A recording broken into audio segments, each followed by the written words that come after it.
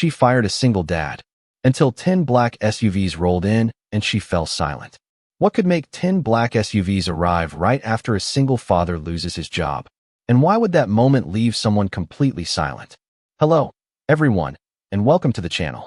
If you enjoy powerful stories about dignity, justice, and unexpected turns, please subscribe and turn on notifications so you never miss a new episode. Your support means the world to us, and we truly appreciate you spending your time here with our stories.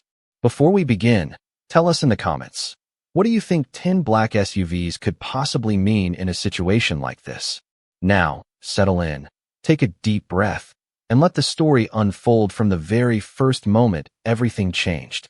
You're making the biggest mistake of your career, the older security guard whispered, but no one in the lobby seemed willing to listen.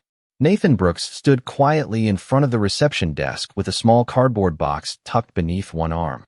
Inside were a framed picture of his daughter Emma, a faded coffee mug she had painted when she was 8, and a notebook filled with years of careful ideas that no one had ever asked to read.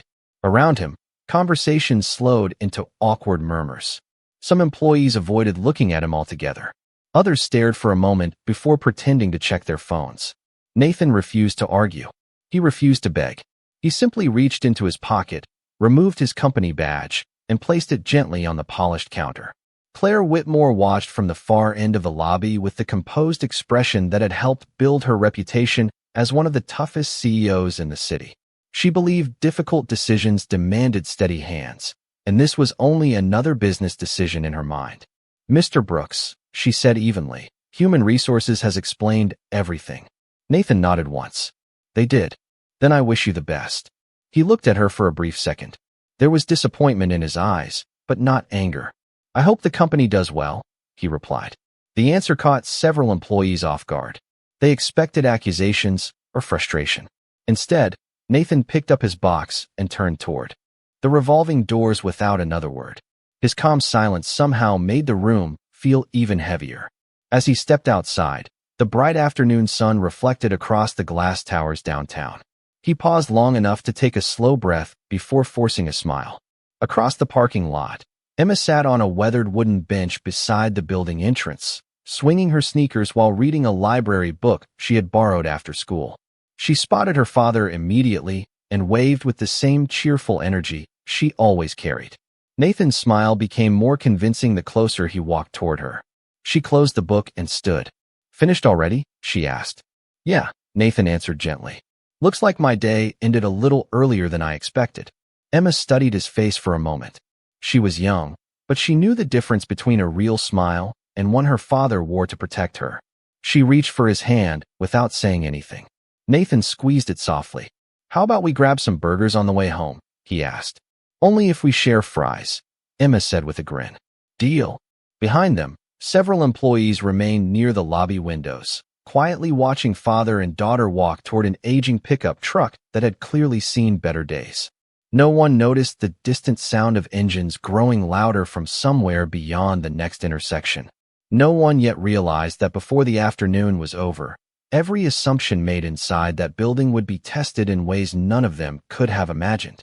Emma climbed into the passenger seat of the old pickup truck, carefully placing her library book on the dashboard as Nathan set the cardboard box behind his seat. The engine hesitated before finally coming to life with a familiar rumble that made Emma smile. "She still sounds strong," she said. Nathan laughed softly.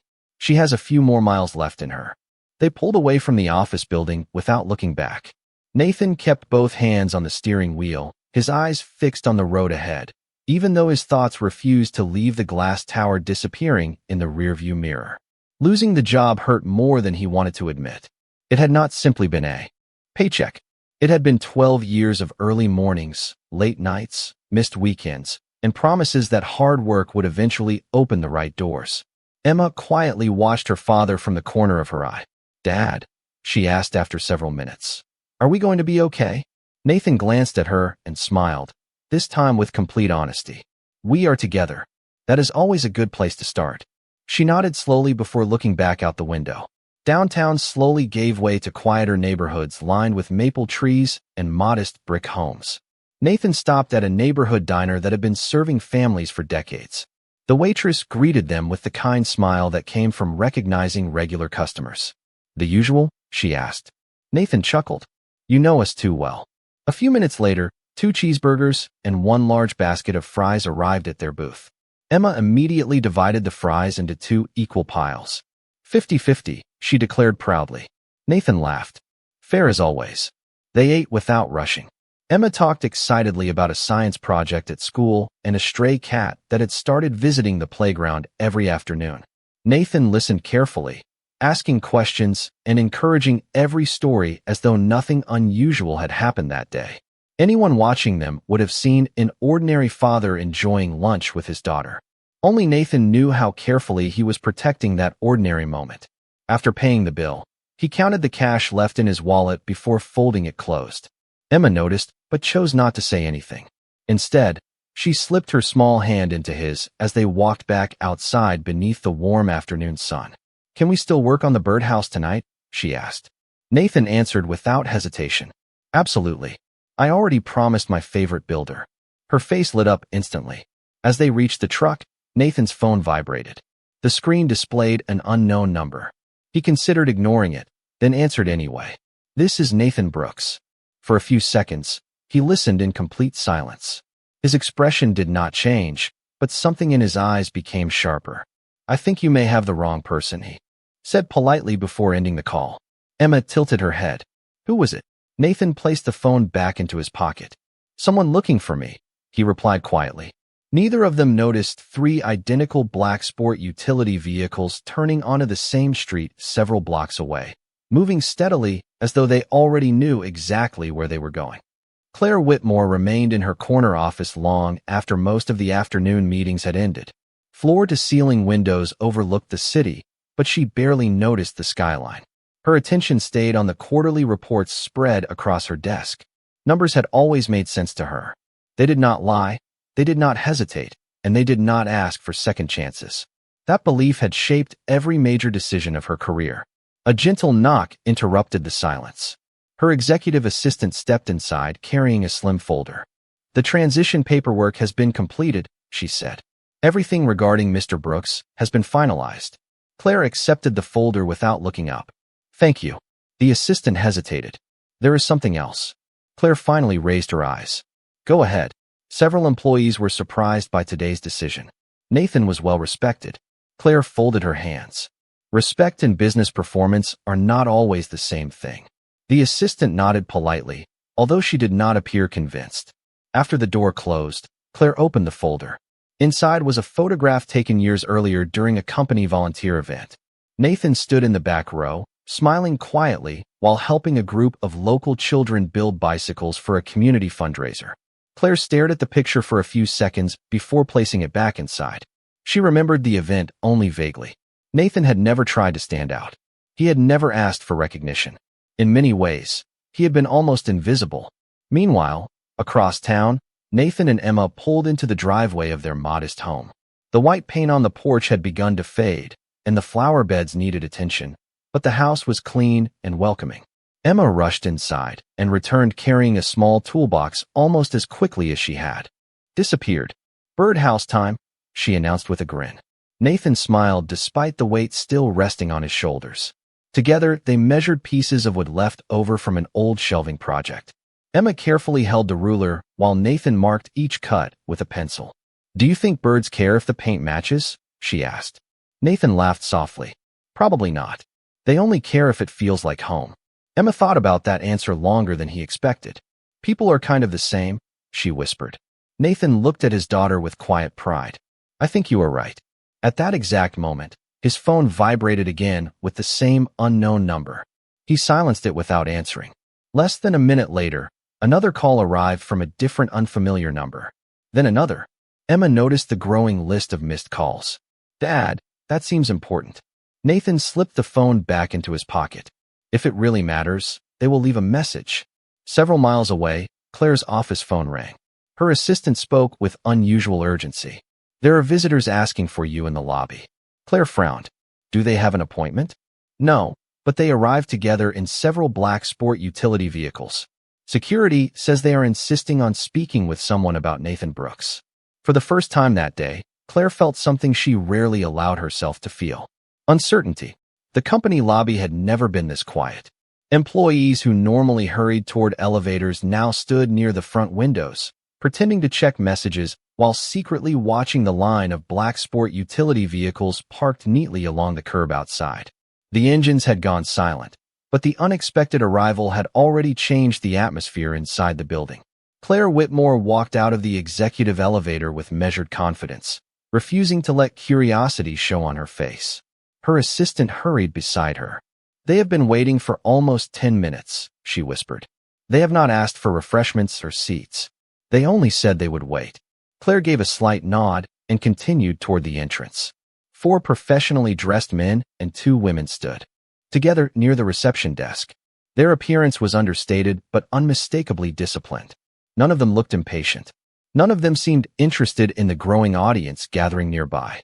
One gentleman with silver hair stepped forward as Claire approached. "Good afternoon," he said politely. "Are you Claire Whitmore?" "I am," Claire answered. "How may I help you?" The gentleman offered a respectful smile. "My name is Richard Lawson. We are looking for Nathan Brooks." Claire kept her expression calm. "Mr. Brooks is no longer employed here." Richard remained silent for a brief moment, as though confirming information he had hoped was incorrect. "May I ask when that happened?" "Earlier this afternoon." The gentleman exchanged a glance with one of his colleagues before looking back at Claire. "That is unfortunate." His tone carried genuine disappointment rather than criticism. Claire folded her arms. "May I ask why you are searching for him?" Richard smiled politely. "I am afraid that conversation belongs with Mr. Brooks." Several employees exchanged confused looks. The older security guard who had watched Nathan leave only hours earlier quietly shook his head, remembering his own warning. Claire studied the visitors more carefully. Their expensive but modest clothing, calm confidence, and complete lack of urgency made the situation even stranger. They behaved like people accustomed to being welcomed everywhere they went, yet they displayed no arrogance whatsoever. "Did Nathan know you were coming?" Claire asked. Richard answered honestly. "We have been trying to reach him all afternoon. He has not returned our calls." Claire suddenly remembered her assistant mentioning repeated phone calls. A small feeling of regret began pressing against the certainty she had carried all day. Across town, Nathan and Emma finished assembling the little birdhouse on the back porch. Emma held up the freshly painted roof with obvious pride. "I think the birds will love it," she said. Nathan smiled warmly. "I think they will too." His phone vibrated once again. This time a voicemail notification appeared instead of another missed call. Nathan hesitated before pressing play. A calm voice filled the quiet porch. "Mr. Brooks, this is Richard Lawson. We sincerely hope you receive this message. We have traveled a long way because there is something extremely important we need to discuss with you. We will continue trying to reach you until we have the opportunity to meet in person." Nathan slowly lowered the phone. Emma looked up at him. "Dad?" she asked softly. "Who would drive all this way just to find you?" Before Nathan could answer, another vehicle turned onto their quiet street and slowed as it approached the front of the house. The dark sedan rolled to a smooth stop in front of Nathan's small house, just as the evening sun began settling behind the trees. Nathan instinctively stepped a little closer to Emma without appearing alarmed. The front door of the sedan opened, and a gentleman in a charcoal suit stepped onto the sidewalk carrying nothing but a slim leather folder. His expression was calm, respectful, and surprisingly warm. He stopped several feet from the porch instead of approaching any farther. "Mr. Brooks?" he asked. Nathan nodded once. "That is me." The gentleman smiled with visible relief. "My name is Richard Lawson. Thank you for finally allowing us to find you." Nathan glanced toward his phone. "I was not trying to avoid anyone. I simply thought the calls had reached the wrong person." Richard gave a quiet laugh. "That is understandable. We have been trying to locate you for several weeks." Emma looked curiously between the two men. "Dad, are these your friends?" Nathan answered honestly. "I do not believe we have ever met." Richard nodded. "Not personally, but we know a great deal about you." Nathan remained composed. "Then perhaps you should explain why."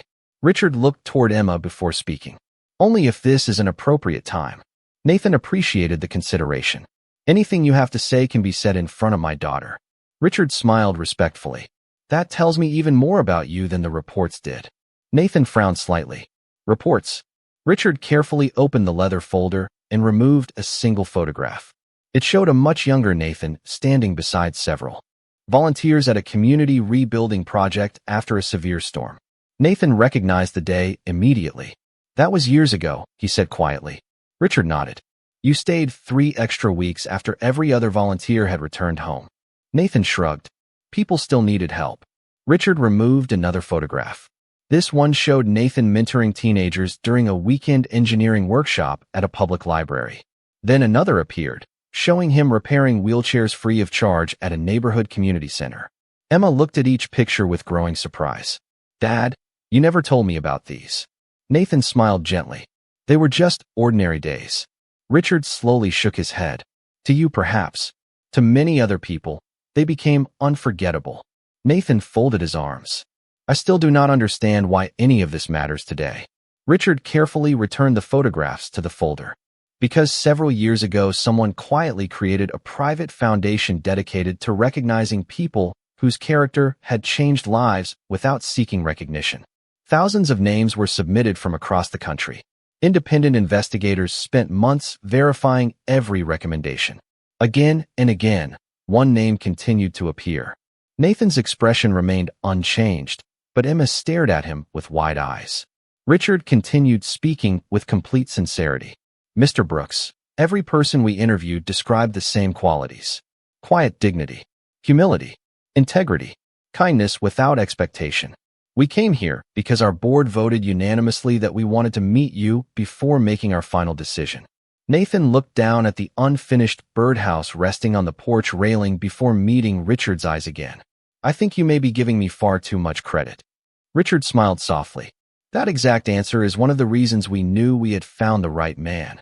At that same moment, several miles away, Claire Whitmore sat alone in her office reading a newly delivered file bearing Nathan's name, and with every page she turned, the certainty she had carried all afternoon became increasingly difficult to defend. Claire Whitmore read the final page twice before setting the folder down with a slow breath. The reports were not filled with awards or headlines. They were letters. A retired teacher wrote that Nathan had repaired her furnace during a freezing winter without accepting a single dollar. A young engineer explained that Nathan had spent every Saturday for 6 months teaching free design classes that helped him earn a college scholarship. A community director described how Nathan quietly organized volunteers after severe storms, always leaving before anyone tried to thank him publicly. Claire leaned back in her chair and looked toward the city lights beyond the glass. None of those stories had appeared in his employee file. None had been mentioned during leadership meetings. She suddenly realized she had measured an entire human life using spreadsheets and performance charts while overlooking the character of the person behind them. Her assistant knocked softly before entering. "The visitors have gone," she said. Claire looked up. "Did they leave a message?" The assistant nodded and handed her a business card. There was only a name, Richard Lawson, and a private foundation listed beneath it. On the back, someone had written a short sentence in blue ink. "We hope it is not too late." Claire quietly turned the card over several times before slipping it into her jacket pocket. Across town, Richard and Nathan sat on the small front porch while Emma finished painting tiny blue flowers along the roof of the birdhouse. The evening air was calm, and the neighborhood had settled into its usual peaceful rhythm. Richard smiled as he watched Emma work. "She has remarkable patience." Nathan nodded proudly. "She reminds me every day what really matters." Richard became thoughtful. "May I ask why you never accepted public recognition for any of the community work you have done?" Nathan answered without hesitation. "Because it was never about me." Richard listened carefully. Nathan continued. "When someone needs help, they are usually carrying enough weight already. They should not feel like they owe anything in return." Richard lowered his eyes for a moment before speaking again. "Our board has spent years searching for people exactly like you. We have honored scientists, teachers, veterans, and business leaders. Yet every time your name appeared in another recommendation, the same phrase followed." Nathan smiled politely. "What phrase?" Richard looked directly at him. "He helps people when nobody is watching."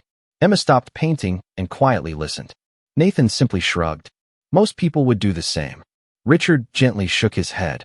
"After months of interviews across several states, we learned that is not always true." He reached into the folder one last time and removed an elegant envelope sealed with the foundation's emblem. "Tomorrow evening our board will hold its annual gathering. We would be honored if you and Emma would attend as our guests. Nathan accepted the envelope but did not open it. I appreciate the invitation, he said sincerely, but I lost my job today. Finding work needs to be my first priority. Richard smiled with calm confidence. Sometimes accepting one invitation opens a door you never expected. Nathan looked at the envelope resting in his hands while Emma quietly slipped her hand into his. Neither of them noticed a familiar luxury sedan slowing to a stop across the street, where Claire Whitmore remained behind the wheel, watching the modest front porch as she struggled to decide whether she had the courage to walk up the path and knock on the door. Claire Whitmore remained in the driver's seat for nearly a full minute before finally opening the car door. Every instinct told her to leave and return another day, but another voice, one she had ignored for far too long, reminded her that delayed apologies often arrived after the moment they were needed most. She walked slowly toward the front porch. Nathan noticed her before she reached the gate. His expression did not harden. It simply became quieter. Richard Lawson stepped aside without saying a word, sensing that this conversation belonged to them alone. Emma looked from her father to Claire with innocent curiosity. Claire stopped a respectful distance away. "Mr. Brooks," she began softly, "I hope I am not interrupting." Nathan shook his head. "No, you are not." Claire took a careful breath. "I came because I learned things about you today that I should have known long before making my decision." Nathan listened without speaking. She looked at the small birdhouse resting on the porch and then back at him. "I believed I had all the information I needed. I was wrong." The neighborhood remained completely still. Even the evening breeze seemed to fade as she continued. "I judged your value almost entirely by reports and numbers. I failed to see the person behind them." Nathan answered with the same calm voice he had used all afternoon. "Running a company requires difficult choices. I understand that." Claire lowered her eyes briefly. "Understanding does not erase my mistake." Emma quietly stepped closer to her father, still holding the small paintbrush in her hand. She studied Claire's face for a moment before speaking with gentle honesty. "My dad says people should get another chance when they really mean they are sorry." Nathan looked down at Emma with surprise. Claire's eyes filled with emotion she could no longer hide. She smiled faintly. "Your father is raising an extraordinary young lady." Emma smiled back. "He tries really hard, every day." Richard watched silently from the porch steps, saying nothing as the conversation unfolded exactly as character often revealed itself in ordinary moments. Claire reached into her purse and carefully removed Nathan's company badge. She had picked it up herself after everyone else had gone home. Holding it with both hands, she offered it back to him. "I cannot change what happened this afternoon," she said quietly, "but I would like the opportunity to make things right if you are willing to let me." Nathan accepted the badge, looked at it for a second, and then placed it gently on the porch railing beside the completed birdhouse instead of clipping it onto his shirt. "Making things right is not always about returning to where we started," he replied. Claire nodded slowly, understanding more than his words alone expressed. Richard finally stepped forward. "Tomorrow evening may answer questions none of us can answer tonight." Claire turned toward him. "Will I be allowed to attend?" Richard smiled politely. "Our gathering welcomes anyone willing to celebrate genuine character." Claire looked back at Nathan. "Then if you decide to go, I hope I may have the chance to listen." Nathan glanced at Emma. She squeezed his hand and smiled with quiet confidence. "I think we should go, Dad." Nathan looked at the sealed invitation one more time before slipping it carefully into his jacket pocket. Across the quiet street, neighbors had begun noticing the unusual collection of elegant vehicles parked outside the modest home, and by sunrise, the story everyone thought had ended with a dismissal from work was about to begin in a way no one in the city could have predicted. The following evening, Nathan and Emma arrived at the Foundation's annual gathering dressed simply but neatly. Nathan wore the same navy suit he had saved for weddings and school ceremonies, carefully pressing every wrinkle before leaving home. Emma proudly wore a light blue dress with the small silver necklace that had belonged to her late mother. As they entered the elegant ballroom, conversations continued politely until Richard Lawson greeted them at the entrance with a warm smile that immediately drew attention throughout the room. "Welcome, Mr. Brooks," Richard said as he shook Nathan's hand with genuine respect. "We have been looking forward to this evening." Nathan smiled modestly. "Thank you for inviting us." Emma quietly admired the grand chandeliers overhead before whispering, Dad, this place is beautiful. Nathan nodded. It is, but remember what matters most is always the people inside. Richard overheard the comment and smiled even more broadly. That may be the finest observation made all evening. Claire Whitmore entered only a few moments later. She had accepted Richard's invitation with humility, choosing a seat near the back of the room rather than among the honored guests. For the first time in years, she had come to listen instead of lead. The evening began with stories celebrating teachers, firefighters, volunteers, and ordinary citizens whose quiet actions had transformed countless lives. Nathan applauded every recipient with sincere enthusiasm, never imagining that his own name would soon be spoken. Finally, Richard stepped to the podium once more. The room gradually fell silent. Every year, he began, our board searches for individuals whose greatest achievements may never appear in newspapers or public records. They are people whose character leaves lasting fingerprints on the lives of others. A large screen behind him displayed photographs that Nathan had already seen on his own front porch. Then more appeared. There were smiling families standing beside repaired homes, students celebrating graduation, elderly neighbors embracing volunteers, and handwritten letters from people whose lives had quietly changed because one man had chosen kindness without asking for recognition. Nathan lowered his eyes, visibly uncomfortable with so much attention. Emma gently reached for his hand beneath the table. Richard continued, our investigators traveled across several states. We interviewed dozens of people. They came from different backgrounds, different professions, and different communities. Yet they all described the same person using nearly identical words. Quiet, honest, dependable, compassionate. A man who always helped when no one else was watching. The audience remained completely still. Claire felt her throat tighten as every sentence reminded her how little she had truly known about the employee she had dismissed only one day earlier. Richard looked directly toward Nathan. Mr. Brooks, would you and Emma please join me on stage? Nathan hesitated. I do not think I belong up there, he answered softly. Emma smiled at him with quiet confidence. Dad, everyone else already knows you do. A gentle wave of warm laughter spread across the ballroom. Nathan finally stood, taking Emma's hand as they slowly walked toward the stage together. Before Richard could continue, he turned toward the audience and spoke one unexpected sentence. Tonight is not only about honoring one remarkable father. It is also about recognizing every person who chose to believe in him when recognition seemed impossible. Claire slowly rose from her seat, knowing exactly what she needed to do next, while hundreds of eyes quietly followed her across the room. Claire Whitmore walked slowly toward the stage, and every step felt heavier than the one before. The ballroom remained completely silent as she stopped beside Nathan Brooks. She did not reach for the microphone immediately. Instead, she turned to face him first. Mr. Brooks, she said with quiet sincerity, before I speak to anyone else, I owe my apology to you. Nathan met her eyes without anger. He simply listened. Claire took a steady breath. Yesterday, I believed I understood your value because I had read reports, reviewed numbers, and followed policies. Tonight, I understand that I never truly saw the person standing behind those reports. I failed to recognize integrity when it was right in front of me. She then faced the audience. Leadership is not only about making difficult decisions. It is also about having the humility to admit when those decisions were wrong. Yesterday, I made one of those mistakes. The room remained still, not because anyone had demanded silence, but because honesty had earned it. Richard Lawson stepped forward with a gentle smile. The strongest leaders are not those who never make mistakes. They are those willing to learn from them. He then presented Nathan with a simple crystal award engraved with only a few words, Quiet Dignity Award. There was no oversized check, no dramatic celebration, and no grand spectacle. Instead, Richard handed Nathan a letter.